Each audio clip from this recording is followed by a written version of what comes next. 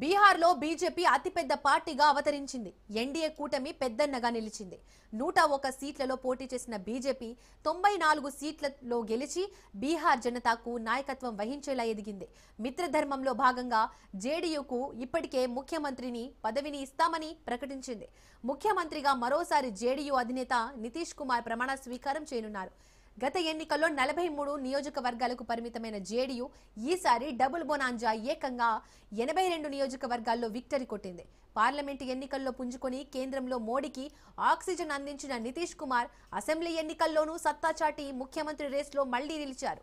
వృద్ధాప్యం కారణంతో ఆయన్ని తప్పించాలనే ప్రయత్నాలు పార్టీలో కూటమిలో జరిగినా నితీష్ సాధించిన విజయంతో ఆ ప్రయత్నాలు ఇక సాగబోవు.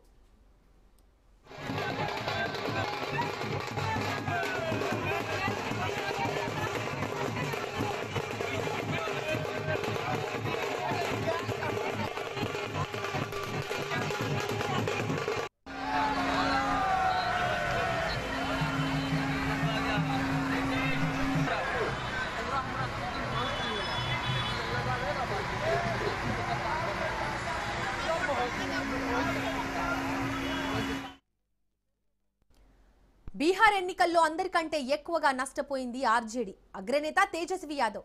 ముఖ్యమంత్రి పీఠంపై కన్నేసి 3 సంవత్సరాల నుండి కాలికి బలపం పట్టుకొని తిరిగిన తేజస్వి యాదవ్ ఎమ్మెల్యేగా గెలిచేందుకే కష్టపడాల్సి వస్తోంది.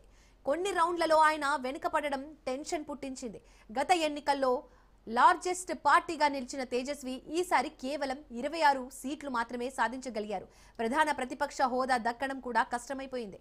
ఫలితాలు పూర్తి స్థాయిలో వెలువడ్డాక సీట్ల సంఖ్య తగ్గితే ఆర్జేడీకి ప్రధాన ప్రతిపక్ష హోదాకు కావాల్సిన 25 సీట్లు వస్తాయా రావా అన్న టెన్షన్ పట్టుకుంది.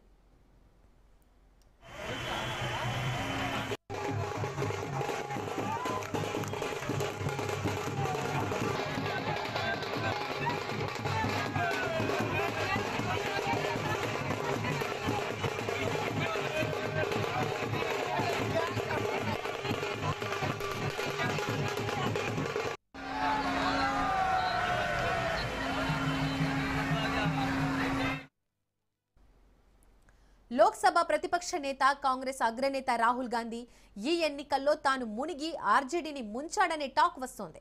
కాంగ్రెస్ పార్టీ పోటీ చేసిన 64 సీట్లలో కేవలం 3 సీట్లలో మాత్రమే గెలవగలిగింది. కాంగ్రెస్ పోటీ చేసిన స్థానాల్లో ఆర్జేడీ పోటీ చేసి ఉంటే ఇండీ కూటమి మరిన్ని సీట్లైనా గెలిచేదని విశ్లేషకులు భావిస్తున్నారు. గత ఎన్నికల్లోనూ కాంగ్రెస్ పార్టీతోనే తాను ఓడిపోవాల్సి వచ్చిందని తేజస్వి యాదవ్ ఆఫ్ ది రికార్డ్గా అనేవారు. ఈసారి ఎన్నికల్లోనూ పోటీ చేసే స్థానాల విషయంలో కూటమిలో పెద్ద రచ్చే జరిగింది. అయినప్పటికీ జాతీయ కోణంలో ఆలోచించి కూటమి కట్టినప్పటికీ తేజస్వి తన ముఖ్యమంత్రి కలను నిజం చేసుకోలేకపోయారు.